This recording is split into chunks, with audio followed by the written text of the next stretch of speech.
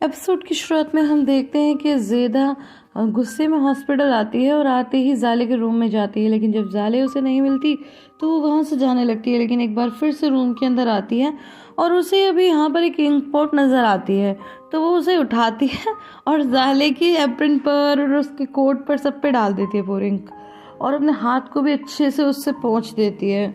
और उसके बाद जल्दी से हॉस्पिटल से जा ही रही थी कि तभी ज़ाले उसे पीछे से आवाज़ देती है और कहती है कि अरे ज़िद्दा रुको रुको, मैं तुम्हें ही ढूंढ रही थी। तो वो बोलती है क्यों? तो बोलती है कि मैंने तुम्हें मैसेज पहुंचाया तो था, मुझसे बहुत बड़ी गलती हो गई, प्लीज़ आओ बैठ के बात करते हैं। तो बोलती है कि क्या बात करेंगे, मैं जल्दी में हूँ, मैं जा रही हूँ। बोलती है नहीं नहीं तुम आओ तो सही, अंदर चाय पियेंगे, चलो चलो। तो वो उसे अपने रूम में ले जाने लगती है। तो ज़िद्दा बोलती है कल तो तुम कह रही थी मैं चोर हूँ, ये है वो है, अब तुम मुझे क्यों ले जा रही हो? कहती आओ पहले अंदर आओ, आराम से बात करते हैं। तो वो उसको बिठा देती है और फिर सारा कुछ बताती है कि कैसे वो टोलिम्बा टॉय जो था वो डोरुक ने गिफ्ट किया था बोरा को, और उसके बाद में उसे मिसअंडरस्टैंडिंग हो गई कि वो टॉय जो है वो ज़ेदा चुरा के ले जा रही है। तो वो बहुत ज़्यादा एम्बैरस है और वो उससे सच में बहुत ज़्यादा क्षमा मांगती है। तो बोलती है कि तुमने सही कहा था, मैंने तुम्हें समझने में गलती कर दी, पर अब क्या कर सकते हैं। तो ज़ेदा बोलती है ठीक है कोई बात नहीं, मैं सोचूंगी इसके बारे में, शायद मैं अगले हफ्ते से आ पाऊँ। तो तभी अचानक से ज़ाले का ध्यान इंक पॉट पे जाता है और बोलती है अरे तो पूरी खाली है।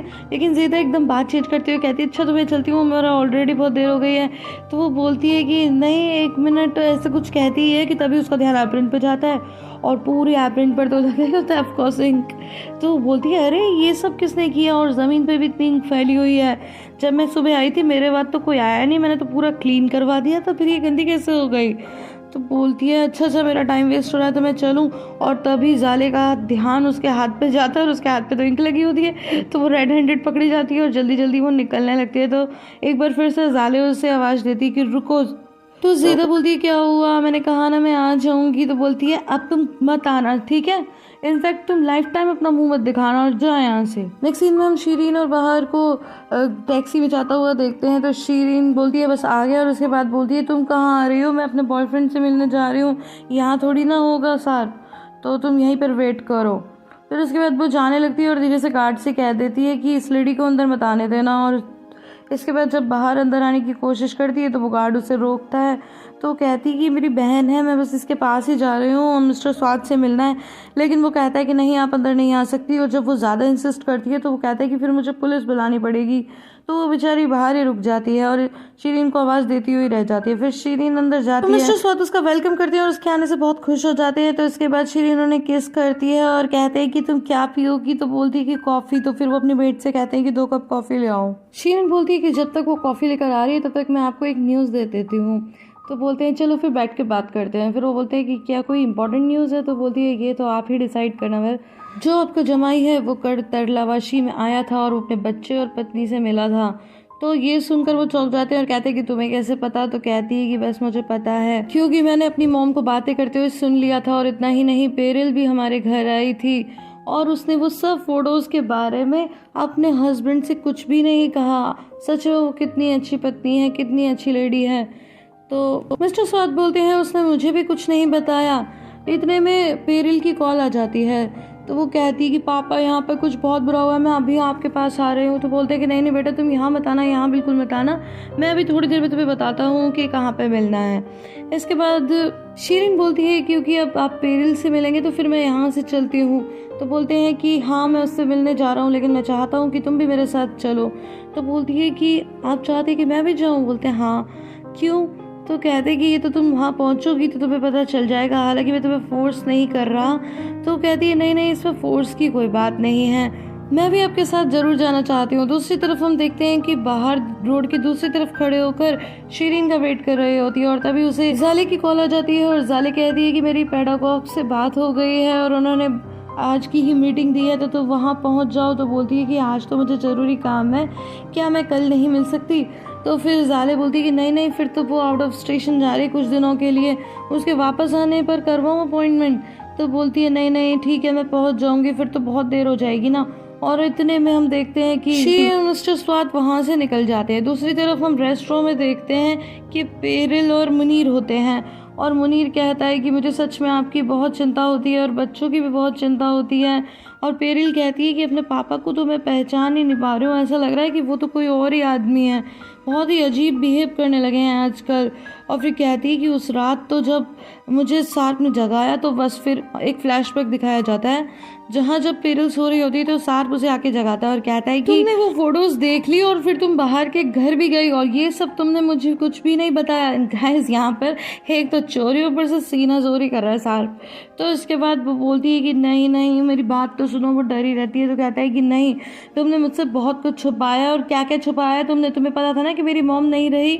तो बोलती है नहीं मुझे नहीं पता था। तो फिर बोलता है कि क्या तुम्हें पता था कि बाहर और बच्चे जीवित हैं? तो वो कहती है कि नहीं मुझे कुछ भी नहीं पता था। वो बहुत डरी रहती है और रोती सी हो जाती है। तो बोलता है कि मैं तुम पर विश्वास कैसे करूं, तुमने मुझसे क्या क्या छुपा के रखा है। और फिर कहकर वहां से चला जाता है। अब कहानी फिर से एक बार प्रेजेंट में आती है जहाँ पर पेरिल देखती है कि मिस्टर स्वाद शीरीन के साथ सामने से आ रहे हैं। वो एकदम खड़ी हो जाती है और बोलती है कि ये क्या मैं कोई सपना देख रही हूँ। नेक्स्ट सीन में हम देखते हैं कि मिस्टर एम्बर डोर को ठीक कराते हैं और मिसेस हदीजा बहुत ही उदास होती हैं और फिर वो मिस्टर एम्बर को गले से लगा लेती हैं। तो मिस्टर एम्बर कहते हैं कि कोई बात नहीं हतीजे, इतनी उदास मत हो, चल एक काम करते हैं, हम थोड़ा बाहर घूम कर आते हैं, शॉपिंग करते हैं, बच्चों को ले आएंगे तो हमारा मूड बदल जाएगा, हम और लोगों को देखेंगे तो, और अभी तो हमारे पास पैसे भी है ना। अब नेक्स्ट सीन में हम देखते हैं कि पेरिल उठ के जाने लगती है तो मिस्टर स्वाद उसे रोकते हैं और कहते हैं कि बेटा प्लीज़ एक बार रुक जाओ, बात तो सुन लो। तो कहती है कि नहीं मैं तो जा रही हूँ, मेरे को यकीन नहीं हो रहा आप ऐसे कर रहे हो। तो फिर स्वाद शीरीन से कहता है कि तुम बैठो। तो वो बोलती है कि अगर ये बैठेगी तो फिर मैं तो जा रही हूँ। लेकिन मिस्टर स्वाद कहते हैं कि प्लीज़ एक बार बात सुन लो, बहुत ही इंपॉर्टेंट बात है। तो वो उसको बिठा देते हैं। वो कहती है मुझे तो यकीन ही नहीं हो रहा है कि ये सब क्या हो रहा है। मिस्टर स्वाद बोलते हैं कि तुम अपने और अपने बच्चों के साथ बिल्कुल भी ठीक नहीं कर रही हो और इस चीज़ का रियलाइजेशन तुम्हें एक दिन हो जाएगा, लेकिन मैं तब तक का वेट नहीं कर सकता।